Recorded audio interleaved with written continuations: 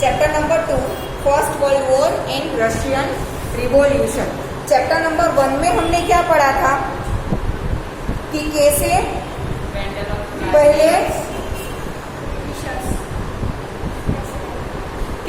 अलग अलग कंट्री के लोगों ने इंडिया पर अपना कॉलोनालिज्म बनाने की कोशिश की। फाइनली कौन सक्सेसफुल हुआ? ब्रिटिशर्स। ठीक है, फ्रेंच के लोग आए थे, पेरिस के लोग आए थे, अलग अलग लोगों ने अपना यहाँ पे कॉलोनालिज्म मतलब कि अपना रूल जमाने की कोशिश की थी। फाइनली ब्रिटिशर्स उसमें कामयाब हुए। सबसे पहले क्या ईस्ट इंडिया कंपनी उन्होंने बनाई थी। ठीक है, ब्रिटिश ईस्ट इंडिया कंपनी। उसके बाद उससे छुटकारा पाने के लिए अलग अलग बेटल्स भी हुए, बेटल ऑफ प्लासी, ठीक है, बेटल ऑफ बक्सर, इन सब के बारे में फिर सबसे फाइनल में कौन रूल में आया था? डेलहाउसी। ठीक है, ब्रिटिश ईस्ट इंडिया कंपनी थी, वो उसका जनरल कौन बना? डेलहाउसी। डेलहाउसी ने अलग अलग रूल बनाए थे पूरे इंडिया में अपना शासन जमाने के लिए। ठीक है, उसके बाद अब हम चैप्टर नंबर 2 में देखेंगे कि फर्स्ट वर्ल्ड वॉर कैसे स्टार्ट हुआ। फर्स्ट वर्ल्ड वॉर कैसे स्टार्ट हुआ और वो वर्ल्ड वॉर खत्म होने के बाद उसकी इम्पैक्ट क्या थी, उसकी इफेक्ट क्या थी। वर्ल्ड वॉर की वजह से ऑब्वियसली जब भी कोई भी वॉर होता है तो उसकी जो इफेक्ट्स होती है वो कभी भी पॉजिटिव होती है नहीं, ऑलवेज कैसी होती है? नेगेटिव। ठीक है, तो the yearning of the western European countries for expansion of the empire and acquire new territories resulted in these countries going Asia and Africa.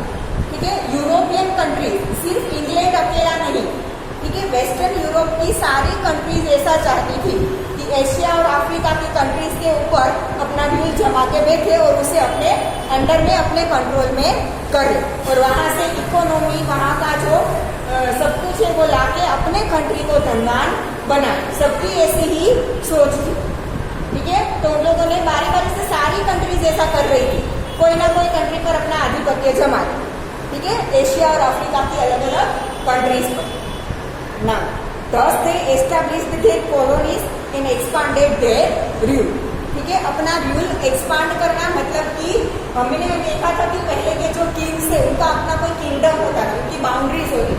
ठीक है, तो आजू बाजू के जो किंगडम होते थे उसको उसके साथ वो बैटल करके युद्ध करके जीत लेते थे, फिर वो उसके अंडर में आ जाता था।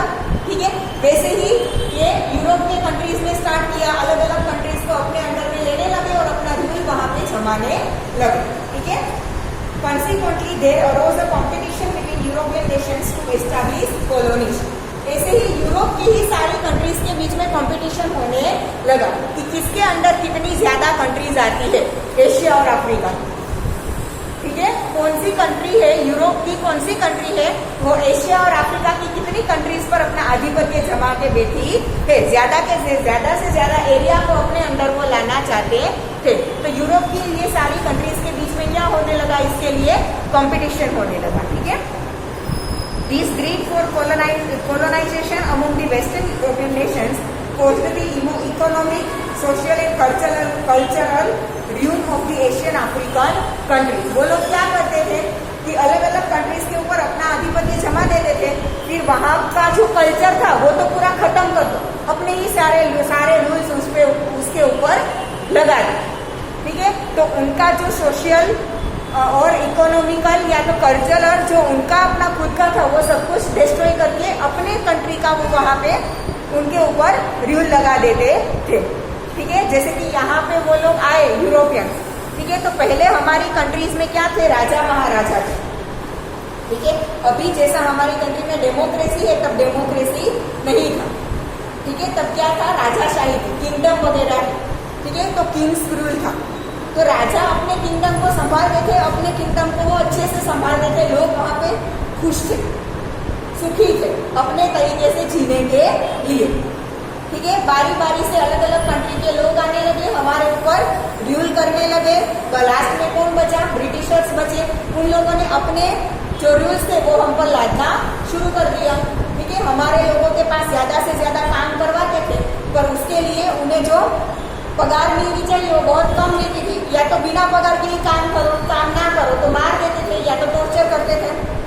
ठीक है, तो इसीलिए इकोनॉमिक बैलेंस जो था वो सारा क्या हो गया, बिगड़ गया, क्योंकि पैसे लोगों के पास बचे ही नहीं, पैसे नहीं थे तो वो खाना वगैरह कैसे खरीद सकते थे, कुछ भी नहीं बचा उन लोगों के पास।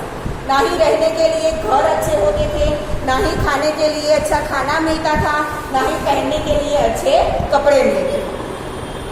ठीक है, हमारे लोगों को वो लोग बहुत टॉर्चर करने लगे, इसीलिए सोशल, इकोनॉमिकल और कल्चरल जो भी हमारी करेंसी थी वो सब कुछ क्या हो गया, डिस्ट्रॉय हो गया ना। The result of this on world politics was such that the first world war, Bolshevik revolution etcetera टूक प्लेस। ठीक है, ऐसा सब कुछ होने लगा जिसकी वजह से फर्स्ट वर्ल्ड वॉर और बोल्शेविक रिवॉल्यूशन हुआ। बोल्शेविक रिवॉल्यूशन रशिया में हुआ। ठीक है, सबसे पहला western Europe and colonialism in Asia Africa. ठीक है, वेस्टर्न यूरोप मतलब कि वेस्टर्न यूरोप की जो कंट्रीज थी वो एशिया और अफ्रीका की अलग अलग कंट्रीज पर अपना आधिपत्य जमाना चाहती थी, तो कौन से कंट्री किसके अंडर में थी उसके बारे में इसमें बोला। ठीक है, The Western European countries wanted to expand their empire in Asia and Africa. Their greed for colonization did not spare even their neighboring countries. ठीक है, अलग अलग कंट्रीज पर अपना रूल जमाने की उनकी जो ग्रीड थी उसने अपनी नेबर की कंट्री को भी नहीं छोड़ा। लोग क्या करते हैं कि अपने पड़ोसी को छोड़ दो, कभी ना कभी काम आएंगे। ठीक है, उन लोगों को भी उन्होंने नहीं छोड़ा ना। Spain had taken control over Netherlands, Belgium and Luxembourg. Spain का कंट्रोल कौन कौन सी कंट्री पर था, नेदरलैंड, बेल्जियम एंड लुक्सेमबर्ग। ठीक है, later on some of their provinces were captured by France. पहले स्पेन के पास क्या था, नेदरलैंड, बेल्जियम एंड लक्समबर्ग। ठीक है, उसके बाद पेरिस ने हमला करके वो कंट्रीज को अपने अंडर कर लिया। तो पहले किसके पास थी वो कंट्रीज, स्पेन के पास, फिर किसके पास आ गई, पेरिस के पास, फ्रांस के पास, sorry. When the Portuguese king died without an heir, Portugal came under the rule of the Spanish king because of his blood relation. Portugal का जो किंग था उसका कोई बेटा या बेटी नहीं था, तो उसकी डेथ के बाद ऑब्वियसली उसका किंगडम किसे मिलेगा, उसके ब्लड रिलेशन में जो आते हैं उनको, क्योंकि उनका तो बेटा का बेटी नहीं था। राजा का बेटा या बेटी होता तो उसकी गद्दी पर वो आ जाता। ठीक है, पर उसका कोई बेटा या बेटी नहीं था। Without any hair, without any hair मतलब कि उसका बेटा या बेटी ना हो। ठीक है, तो उसका मतलब फिर जो स्पेनिश किंग था उसने उस पर रूल किया, क्योंकि वो जो पोर्टुगल किंग था उसके वो ब्लड रिलेशन में था। ठीक है, तो वो स्पेनिश किंग के अंडर में आ गया। सो फॉर 6 डेकेड्स, 6 डेकेड्स मतलब 60 ईयर्स, 1 डेकेड मतलब 10 ईयर्स। ठीक है, so for 6 decades the monopoly of establishing colonies in non-European countries was with Spain. ठीक है, नॉन यूरोपियन कंट्रीज मतलब एशिया और अफ्रीका की कंट्रीज पर अपना आधिपत्य जमाने की सारी चीज किसके पास थी, स्पेन के पास थी। Similarly Italy and German states became the victim of the greed of France and Austria. ठीक है, इटली किसके अंडर आ गया, फ्रांस के अंडर, और जर्मनी किसके अंडर आ गया, ऑस्ट्रिया के under. When the European powers were tightening their grip over the Asian and African nations, many of the European nations which had become free following the footsteps of England and made many of the Afro-Asian nations their colonies. पहले उन लोगों ने western countries ने क्या किया था, Asia और Africa में आने से पहले अपनी ही यूरोप की ही एक दूसरे के कंट्री के ऊपर आधिपत्य जमाने लगे थे वो। ठीक है, अपने ही यूरोप में बहुत सारी कंट्रीज होगी, जैसे एशिया में हमारी बहुत सारी कंट्रीज है। ठीक है, तो यूरोपियन कंट्रीज ने क्या किया, पहले अपने ही कॉन्टिनेंट की जो कंट्रीज थी उसके ऊपर उन लोगों ने रूल करना शुरू किया। फिर वहां के जो कंट्री के लोग थे उन लोगों ने क्या किया, जैसे हमें स्वतंत्रता मिली थी, हमें फ्रीडम मिली थी, वैसे ही यूरोपीय कंट्रीज जो थे वो एक दूसरे की कंट्री के ऊपर से अपना क्या चाहते थे, फ्रीडम चाहते थे। तो उन लोगों को फ्रीडम मिल गई। ठीक है, एक बार फ्रीडम मिलने के बाद उन लोगों ने क्या किया, फिर इंग्लैंड के ही नक्शे कदम पर चलने लगे। पहले इंग्लैंड ने उनके ऊपर रूल किया, उन लोगों को फ्रीडम मिल गई, फिर वही कंट्रीज एशिया और अफ्रीका की कंट्रीज के ऊपर अपना रूल जमाने लगे। ठीक है, इंग्लैंड ने जो किया था वही वो लोग करने लगे। Now colonialism in Asia. After strengthening its grip over India, England expanded its empire to Sri Lanka, Myanmar, हाल का जो बर्मा है वो, सिंगापुर एंड मलेशिया। ठीक है, हाल का जो म्यांमार है तब उसे क्या बोलते थे? बर्मा बोलते थे। क्या बोलते थे? बर्मा। पहले इंग्लैंड ने अपना आधिपत्य इंडिया पर जमाया। इंडिया पर जमाने के बाद वो कहाँ कहाँ गए? श्रीलंका, म्यांमार, ठीक है, सिंगापुर एंड मलेशिया में गए। England entered China also, China को भी अपने अंडर में करने की कोशिश की। England expanded its empire, China also, but due to the opium trade between England and China there were wars which came to be known as opium wars in history. Opium का मतलब क्या होता है पता है? अफीम, जिसे लोग नशा करते हैं।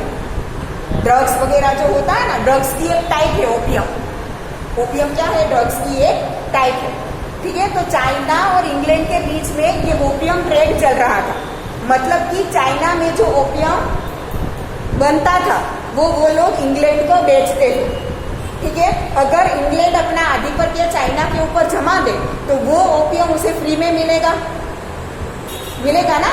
ठीक है, पहले उसे चाइना से खरीदना पड़ता है, पर अगर चाइना के ऊपर अपना रूल लगा दे तो वो क्या होगा? उसे फ्री में मिलेगा। और चाइना ऐसा चाहता नहीं था, इसलिए चाइना ने बहुत स्ट्रगल किया। दोनों के बीच में छोटा सा बैटल भी हुआ, बट चाइना हार गया। But due to the opium trade between England and China there were wars. कौन सी साल में थे? 1839 to 1842, which came to be known as Opium Wars in history. China lost this war and thereby lost 5 of its forts to England, where England could carry on their trade and thus expanded their empire. पूरा China उसके सामने नहीं आ रहा है। ठीक है, जैसे India में अपने पोर्ट्स होते हैं ना, पोर्ट्स क्या होते हैं पता है? समुद्र किनारे के ऐसे सिटीज जहां पे माल की लेन देन होती है। ठीक है, जैसे कि हमारे यहाँ पे सोमनाथ है। ठीक है, पर वहां पे किसी भी माल की किसी भी कंट्री के साथ लेन देन नहीं होती, तो उसे हम पोर्ट नहीं बोल सकते। ठीक है, पर कच्छ के पास जो कंडला है, कच्छ में एक कंडला पोर्ट है, वहां से दूसरे कंट्रीज के साथ इंडिया की क्या होती है? माल की लेन देन होती है, तो उसे क्या बोलेंगे? पोर्ट बोलेंगे। ठीक है, वैसे चाइना ने अपने 5 पोर्ट है वो इंग्लैंड के सामने वो हार गए। ठीक है, तो चाइना के अंदर में जो 5 पोर्ट्स थे वो किसको मिल गए? इंग्लैंड को। और वहां से इंग्लैंड को माल लेने देने के लिए कुछ भी चार्जेस देने नहीं पड़ते, क्योंकि वो तो उन लोगों के खुद के अंडर में थे, है ना। Taking advantage of चाइना's weakness, Japan, Russia, Germany, France, Belgium and America also acquired trade and optical rights. China तब वीक था, अभी जितना स्ट्रॉन्ग है उतना चाइना तब स्ट्रॉन्ग नहीं था। तो उसकी वीकनेस का फायदा कौन किसने उठाया? Japan, Russia, Germany, France, Belgium and America. ठीक है, सबने अपना चाइना पर आधिपत्य जमाने की कोशिश की और थोड़ा थोड़ा हिस्सा अपने अंडर ले लिया और वहां से अपना ट्रेडिंग मतलब कि बिजनेस चालू कर दिया ना। Enormous oil resources in the desert region of West Asia attracted the Europeans to establish colonies there. West Asia मतलब कि अभी जो हम सऊदी अरेबिया वगैरह बोलते हैं, ठीक है, वहां पे ऑयल बहुत ज्यादा मिलता था। ऑयल मतलब पेट्रोलियम।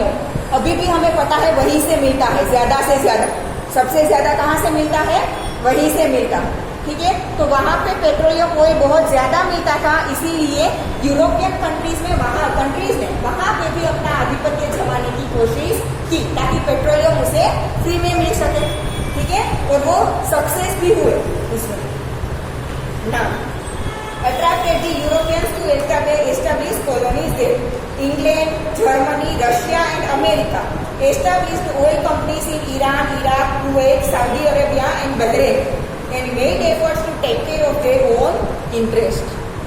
ठीक है, England, Germany, Russia and America सबने वेस्ट एशियन कंट्रीज पर अपना आधिपत्य जमाने की कोशिश की।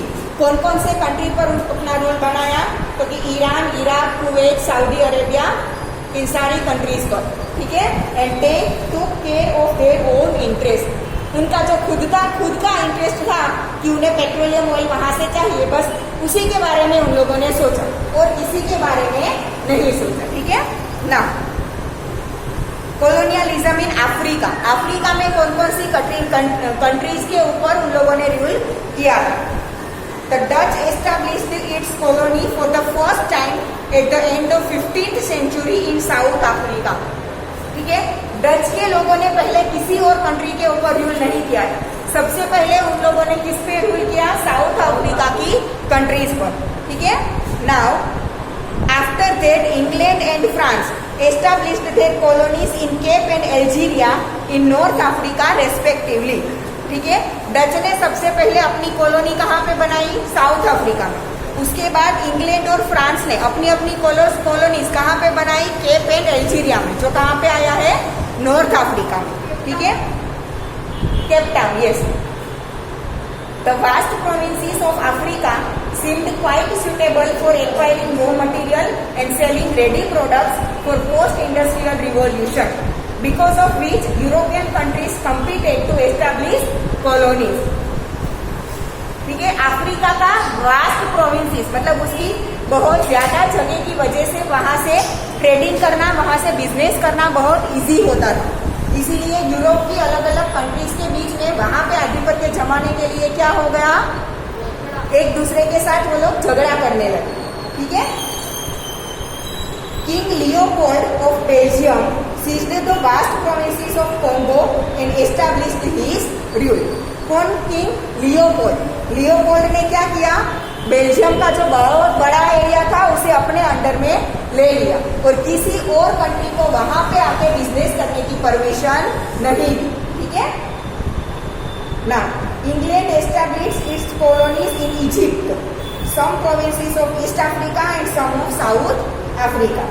France established its colony in Tunisia, Morocco and West Africa provinces. Germany established its empire in some provinces of East and West Africa. Italy captured the African provinces around the Red Sea. Spain and Portugal also seized some provinces of Africa.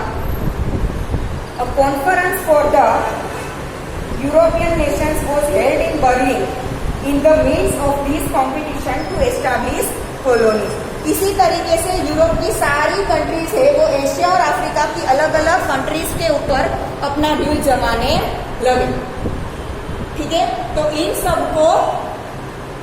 सबको कम करने के लिए, क्योंकि Europe की countries अंदर एक दूसरे के साथ लड़ने लगी, ठीक है। तो इन सबको कम करने के लिए 1884 एंड 85 में बर्लिन में एक कॉन्फ्रेंस रखा गया कि सबके बीच में क्या करते हैं हम, संधि मतलब कि ट्रीटी बनाने की कोशिश करते हैं।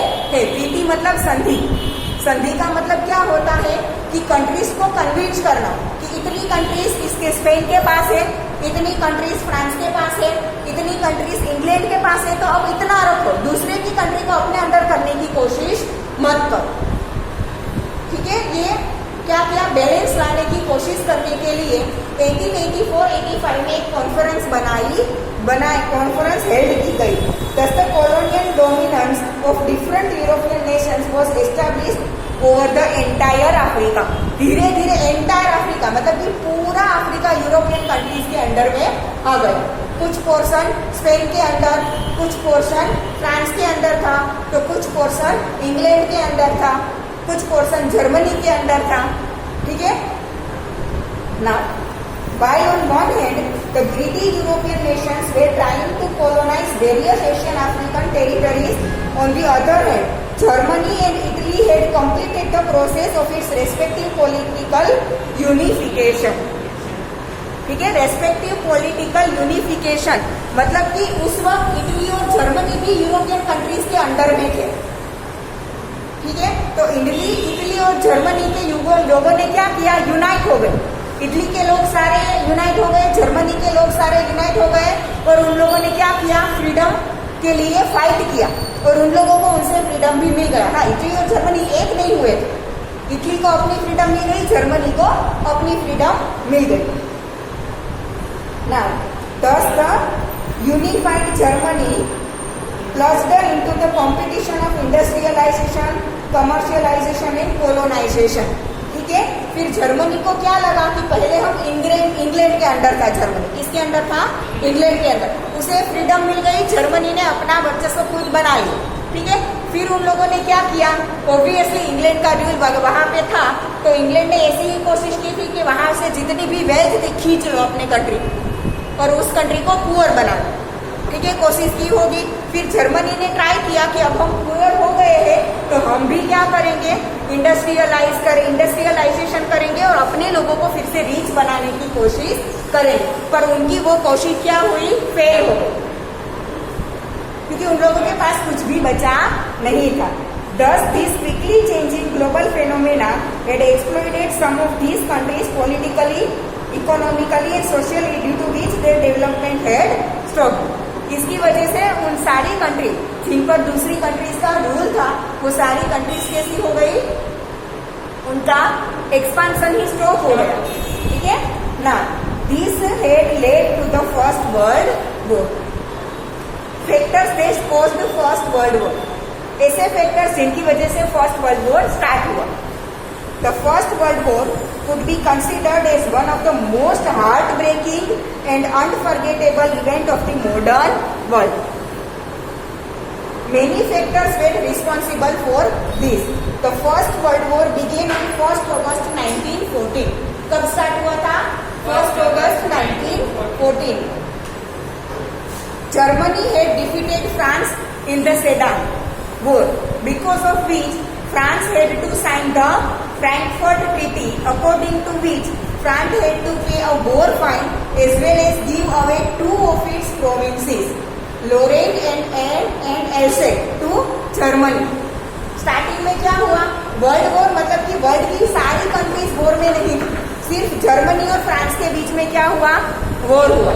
ठीक है, जो फ्रांस हार गया, फ्रांस ने लूज कर दिया। ठीक है, तब ऐसा था कि जो भी कंट्री हारती है, ठीक है, हमारे राजा महाराजा थे उसके वक्त भी ऐसा था, जो भी किंगडम दूसरे राजा के सामने हारता था उसे वॉर की पेमेंट कुछ करनी पड़ती थी। ठीक है, तो यहाँ भी ऐसा हुआ, जर्मनी और फ्रांस के बीच में जो वॉर हुआ उसमें फ्रांस हार गया, इसी वजह से उसे क्या करना पड़ा, पेमेंट करना पड़ा, वॉर के लिए क्या करना पड़ा, कुछ पे करना पड़ा। दोनों के बीच में फ्रैंकफर्ट ट्रीटी हुई, ट्रीटी मतलब संधि, फ्रैंकफर्ट ट्रीटी का नाम है, ठीक है, उसका कोई मतलब नहीं है, उसका एक नाम है। ठीक है, संधि क्या हुई कि फ्रांस को उसके लिए पेमेंट भी करना पड़ेगा और अपनी कंट्री में से 2 इलाके जर्मनी को देने पड़े। ठीक है, कौन कौन से, लोरेन एंड एल्सेट, 2 को किसको देना पड़ा, जर्मनी को, और ऊपर से पेमेंट अलग पैसे देने पड़े, वो तो अलग। ठीक है ना, France had not been able to overcome this humiliation, उसने तब वो दे तो दिया, पर उन्हें फ्रांस को ऐसा लगा कि इन लोगों ने हमें ह्यूमिलिएट किया है, वो ह्यूमिलिएशन को सहन नहीं कर पाया। Thus the Frankfurt Treaty itself was the cause of the First World War, जिसकी वजह से फ्रांस ने फिर से वॉर जाहिर कर दिया कि हम फिर से युद्ध करेंगे। ठीक है, और वहीं से फर्स्ट वर्ल्ड वॉर का स्टार्ट हुआ। The end of the war showed the seeds of a future war।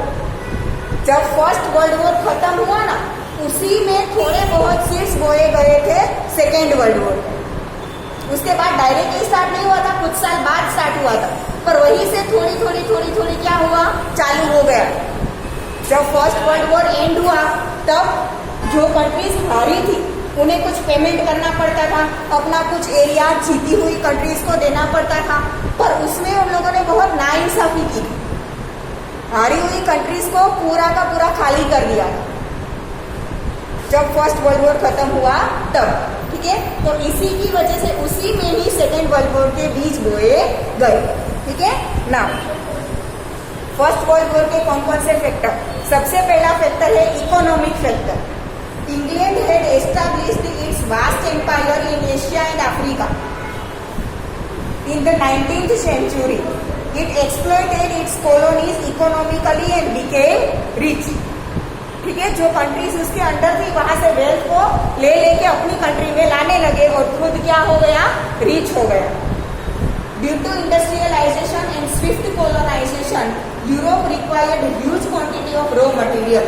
अब इतनी सारी कंट्रीज पर अपना आधिपत्य जमाने लगे तो उन कंट्रीज को चलाने के लिए भी चीजें चाहिए होगी ना, ठीक है, तो उन्हें इंडस्ट्रियलाइजेशन के लिए रॉ मटेरियल कम पड़ने लगा।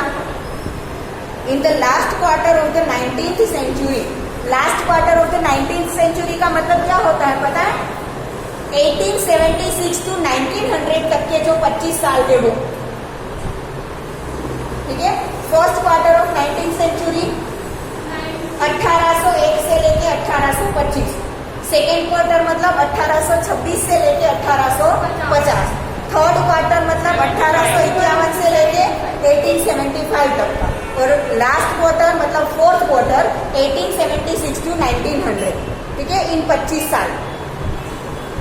In the last quarter of the 19th century Germany has started the competition to procure the markets in Asia and Africa, ठीक है। पहले एशिया और अफ्रीका में इंग्लैंड के मार्केट्स बहुत ज्यादा थे, फिर उसके साथ जर्मनी ने क्या किया, बैटल करने लगा कि सिर्फ इंग्लैंड के नहीं हमारे मार्केट्स भी वहां पे होने चाहिए।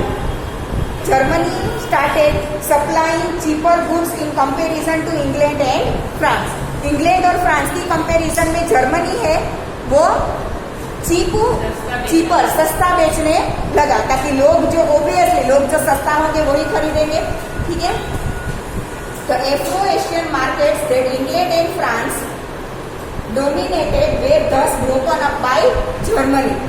Consequently, there was an intense economic competition between Germany and England. Now, second factor है militarism. लोग अपनी सेना, अपनी आर्मी को बढ़ाने लगे। Military force was necessary and important for the competition that the European nations got into. European Nations के बीच में जो कंपटीशन हो रहा था उसके लिए उनके पास फोर्सेस भी होने चाहिए थे, ठीक है। England, France, Austria, Russia etcetera had begun expanding their military power, while in countries like Japan, Italy and Germany compulsory military training had started. Production of weapons was increased under the pretext of self-defense. Thus, militarism got an impetus and military competition added to economic competition created a serious atmosphere of war. सारी countries धीरे धीरे अपने लिए forces बढ़ाने लगे, ठीक है। Japan जैसी कंट्री ने तो क्या स्टार्ट किया कि लोगों के लिए मिलिटरी ट्रेनिंग लेना कंपलसरी है,